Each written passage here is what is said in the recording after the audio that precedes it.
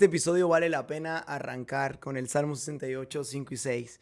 Padre de huérfanos y defensor de viudas es Dios en su santa morada y Él hace habitar en familia a los desamparados y a los cautivos los saca a prosperidad.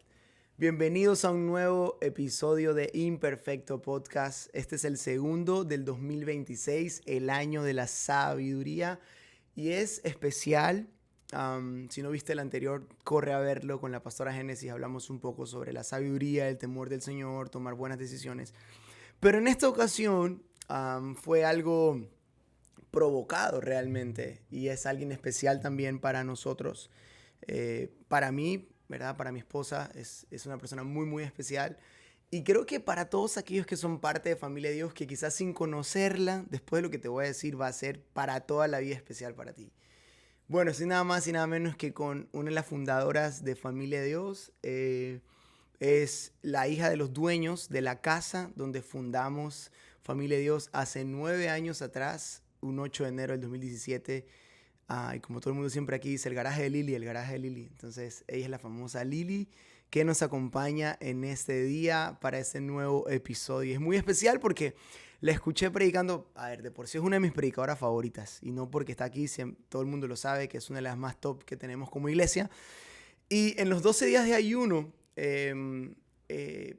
pues yo solo prediqué uno de los 12. Y los otros 11 predicaron, pues, mi equipo de discipulado. Y cuando la escuché, que fue un domingo, creo que tal vez, fue el domingo, ¿sabes? Como, domingo, ¿quién ayuna? Si el domingo vamos a la iglesia. Pero no, nos conectamos con mi esposa mientras nos arreglamos para salir a los campus. Y cuando escuché dije, wow, esto está muy fuerte, esto no puede solo quedarse aquí. Es más, no sabía cómo grabar pantalla, como que recording. O sea, como cuando te sale el Zoom que estás grabando. Y dije, esto debe grabarse en un episodio de podcast. Así que con ustedes, Lilibet Suazo, que es parte del equipo de liderazgo principal aquí. Está liderando a teens, los adolescentes de la casa. Y bueno, como ya escuchaste, en su garaje fundamos Familia de Dios. Lili, bienvenida. Gracias, Pastor, por esa gran introducción. Muchas veces no me siento como que capaz de recibir tantos elogios de parte de alguien que considero demasiado, como son los pastores Josué y Génesis, pero qué hermoso tiempo y poder compartir contigo y poder compartir también con la iglesia. La verdad me siento muy, muy dichosa de estar aquí. Sí, así que si estás conectado en YouTube, estás escuchando en Spotify, no te olvides compartir, suscribirte, activar la campanita, estar pendiente, porque este año vamos con pura sabiduría. Y bueno, antes de que seas, pues, la señora de... Entonces aprovechemos ahí tus últimos cartuchos de soltera. No, amiga, cuéntanos, sabiduría en la iglesia. El tema que compartiste de verdad estremeció mi corazón, sacudió mi mente y dije, esto tienen que escucharlo todos. Sí, cuando tuve el tema, cuando realmente, tú me lo pasaste, de que me tocaba compartir esto en el día del ayuno, decía sabiduría para la iglesia, pero muchas veces no sabemos para qué iglesia, ¿no? Y lo primero que pensaba era una frase que el pastor nos enseñó cuando no éramos ni siquiera una iglesia en el garaje de una casa. Y muy pocas veces nos ponemos a pensar si esta es realmente la iglesia que Jesús soñó. Y creo que esa es una de las frases que el pastor nos mencionaba cuando ni siquiera éramos una iglesia como tal, solamente éramos un grupo de amigos que nos reuníamos a hablar de Jesús y de la vida de Jesús. Y mientras íbamos en este camino de ser una iglesia, recuerdo que él nos dijo en una tarde, ¿saben qué? Quizás no seamos la iglesia perfecta, pero apuntamos a ser la iglesia con la que Jesús soñó. Entonces, cuando me dijiste este tema, yo dije, ok, sabiduría para qué iglesia, para la iglesia que Jesús soñó. Entonces, de ahí salió un poco para armar el mensaje. Buenísimo, buenísimo. Y yo me acuerdo que tenías como algunos puntos que me gustaría los puedas compartir, tal vez reflexionando, que fueron puntos claves. ¿Recuerdas? Sí, el primero, yo decía, la iglesia sabia construye una cultura que la forman todos. Porque muchas veces las personas piensan que la sabiduría viene de los púlpitos, pero en realidad viene directamente, también se inyecta en los pasillos de la iglesia, no solamente desde los púlpitos. O sea, muchas veces se le atribuye la sabiduría exclusiva a los líderes principales de la iglesia y la gente que sirve o los voluntarios son simplemente personas pasivas, que están ahí como para pasar una Biblia, para pasar alguna herramienta, pero no para ser realmente instrumentos activos. Y yo creo que la cultura de la iglesia es algo que se debe construir. Santiago 3:17 hablaba de la sabiduría de lo alto, de la sabiduría de Dios, y hablaba que es una sabiduría pacífica, flexible, llena de misericordia. Y muchas veces iglesias se jactan de tener doctrina perfecta, conducta correcta, decisiones correctas, pero muy pocas veces tratan de tener una cultura que acepte a gente que quizás piense diferente a ellos. Wow.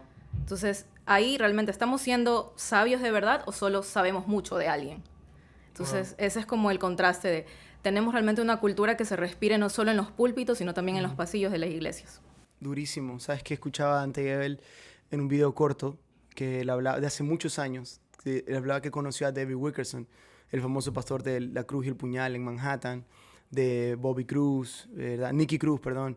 Y bueno, y él decía que David Wilkerson en una charla de pastores decía que ustedes conocen a Dios, pero no sé si Dios los conoce.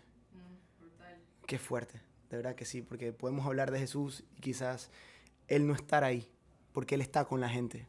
Correcto. Y pienso que eso es desde las personas que reciben a la gente que ingresa a nuestra casa hasta el mensaje que se llevan.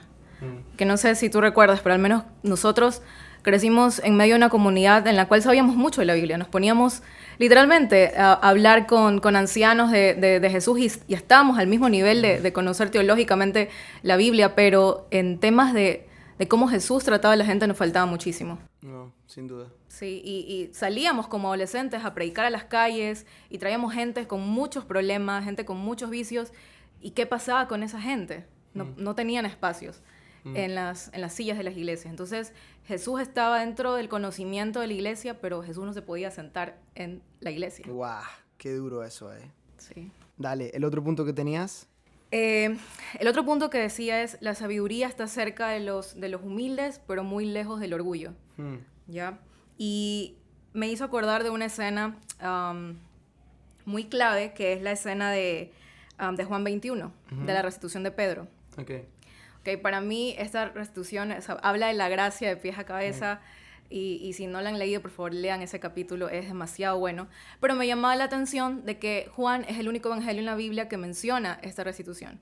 O sea, si Juan no lo mencionara y saltáramos directo a Hechos 2, donde Pedro se levanta y predica y miles de personas son convertidas, diríamos, realmente Jesús pasa por alto el pecado, las fallas de su equipo y no pasa nada. Pero tuvo que existir Juan 21, tuvo que existir conversaciones incómodas. Y son muchas veces las cosas que queremos evitar. Porque la iglesia necesita ser sabia para poder discernir los tiempos. Y algo muy importante que entendía mientras armaba este mensaje es cómo saber restaurar a la gente, ¿no? Porque restauración no es acelerar procesos, pero tampoco es cancelar llamados, ¿sabes? Wow. Como corregir tampoco es cancelar ¿Puedes llamados. repetirlo? Restauración no es acelerar procesos y corregir no es cancelar llamados.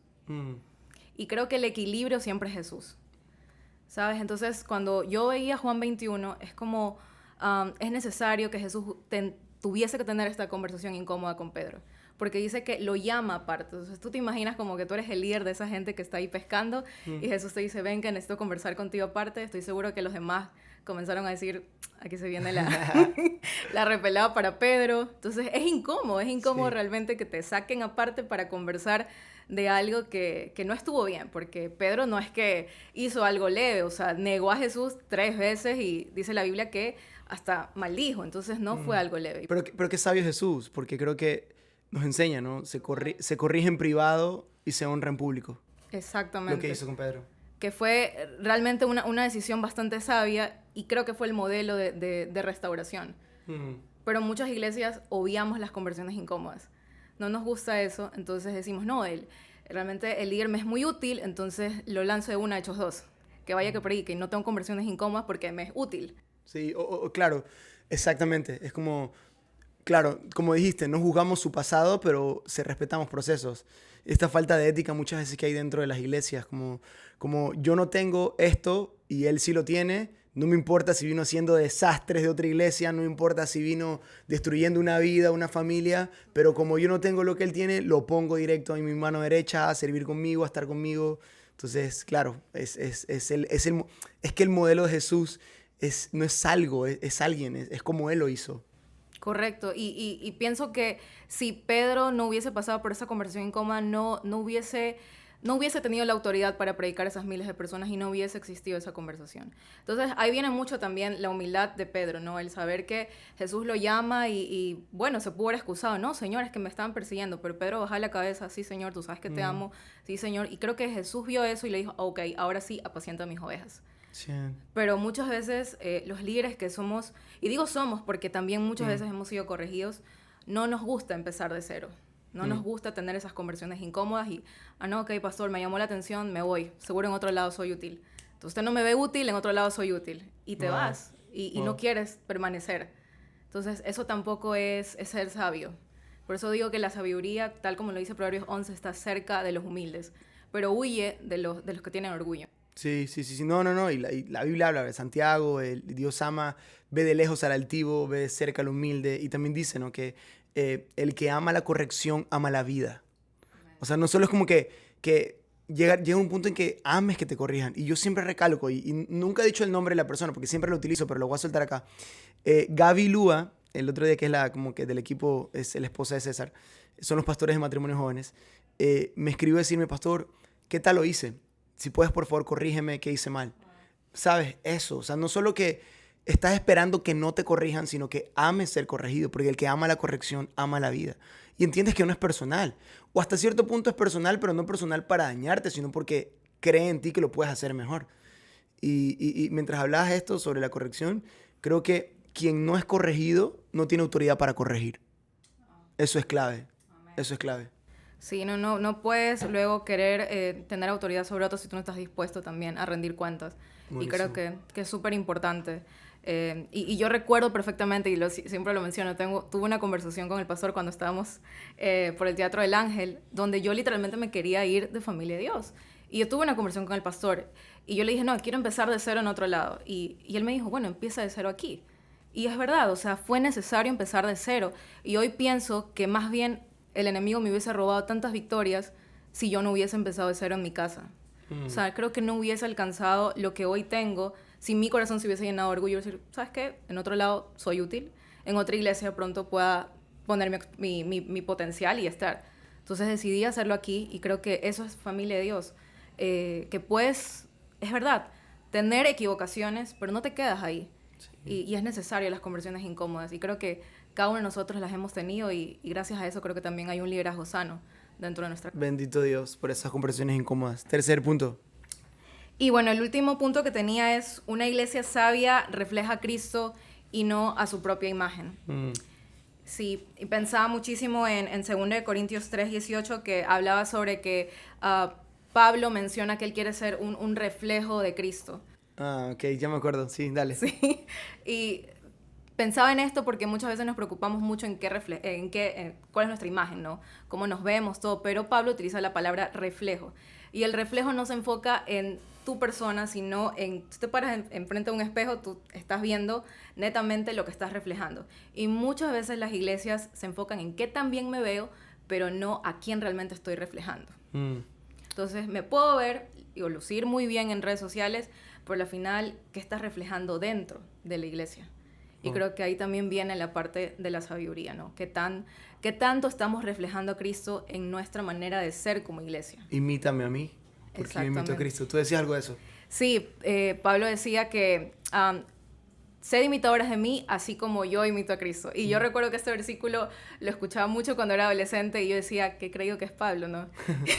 Imítenme a mí. Y yo decía, bueno, yo no podría decir eso, imítenme a mí. Pero siempre se me quedaba la parte de imítenme a mí, pero nunca lo que continúa, ¿no? Como yo soy de Cristo. Entonces, ¿debes imitar a un líder? Sí, siempre y cuando su ejemplo sea Cristo. Porque es el momento que quitamos a Cristo de la ecuación, no queda nada bueno en esa persona. Wow. Entonces, no sirve de nada. Si alguien no está imitando a Cristo, entonces esa persona nunca puede invitarte a seguirlo a él.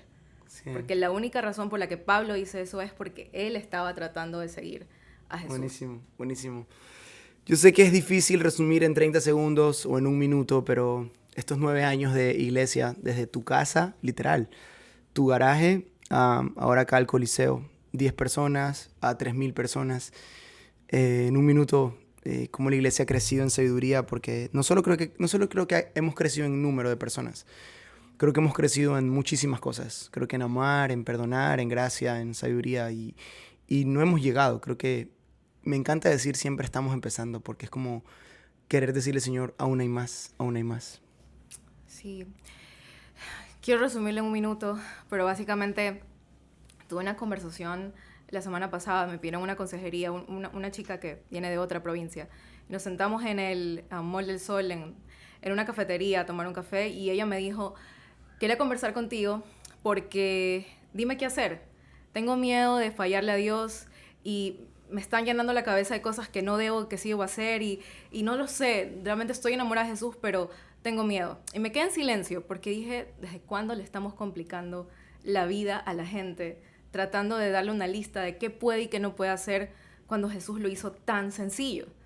Me quedé en silencio y solo la escuchaba y le dije, tranquila, descansa en que así como llegaste, Jesús te ama. Y es un proceso, va a ser un proceso contigo, pero yo no puedo a ti exigirte lo que a mí me ha costado 31 años entender, no te puedo a ti hacerlo entender en 5 meses. Es un proceso, Jesús camina contigo y va a seguir caminando contigo. Entonces, si me dirías como resume esto en un minuto, aprendamos a ser esa iglesia sabia que sabe seguir los pasos de Jesús, que sabe tratar a los demás, que tiene esa sabiduría que habla Santiago 3:17, que es flexible y compasiva. No podemos ponerle cargas a los otros que muchas veces nosotros no estamos dispuestos a cargar. Cuando conversé con esta chica, terminó diciéndome, gracias, me descomplicaste la vida, estaba tan asustada. Ella llegó a nuestra iglesia porque entrenaba en el gimnasio que queda cerca y sé que le llamó la atención la frase, no se aceptan perfectos y familia de Dios. Entonces llegó aquí buscando una familia. Y digo, ¿cuántas veces la gente entra viendo eso en nuestra iglesia? Pero nosotros tenemos muchísimas cosas más que desaprender y a veces queremos complicarle la vida al resto. Entonces no, se trata de eso. Jesús era sabio, sí, y Jesús en su sabiduría abrazaba y cuidaba el resto. Entonces que seamos esa iglesia que es sabia, que sabe muchísimo de la Biblia, pero que es capaz también de sentarse con los que Jesús se sentaba y abrazar a los que Jesús abrazaba. Buenísimo, buenísimo. Qué pedazo de podcast hoy, así que pues hacer esa iglesia como Cristo, si no, no tiene sentido nada de nada. Así que bueno, esto fue nuestro segundo episodio, Sabiduría para hacer una iglesia como la que Jesús soñó. Nos vemos en una próxima ocasión. Un abrazo, que Dios te bendiga. No te olvides compartir con otros esto Imperfecto Podcast. Chao.